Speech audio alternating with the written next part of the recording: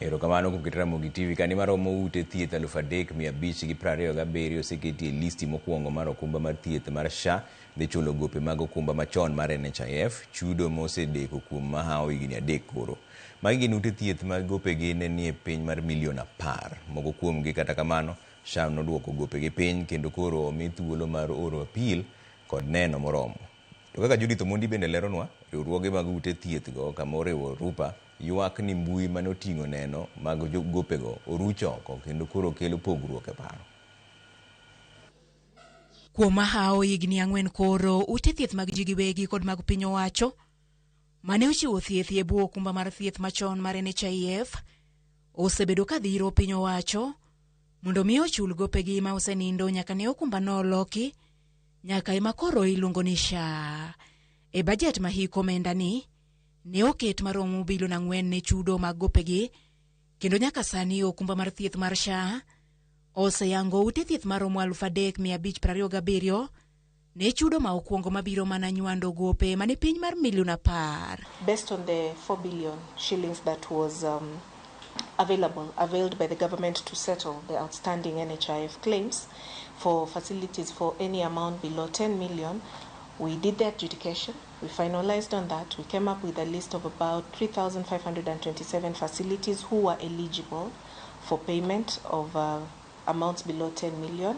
Ekwani, nitie ute thieth mane oduok gopegi piny kod SHA, kata kamano omigi thuolo mar chwalo ng'ur maggi kod neno ma oromo mayango gopegi ma okumbano nitie godo. We have requested the facilities to provide us with documentation that shows that the amounts are different from what we provided so that we can clarify this. So it's the documentation accompanying, the full documentation accompanying the claims which they are sending to us. So far, through the email that we shared, which is director benefits and claims at sha.go.ke, we've received over 20 emails on the same, and we are looking at them and verifying and reviewing the information that these facilities have paid us.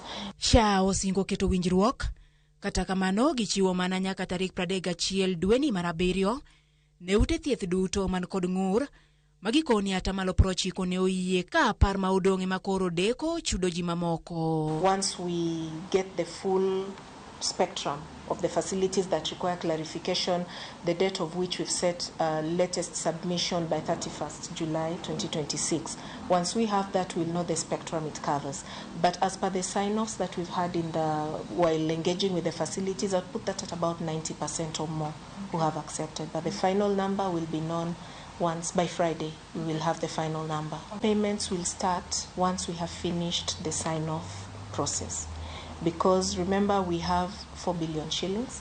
We would like to be fair in the apportioning of this money. Judith Omondi, Ramogi TV.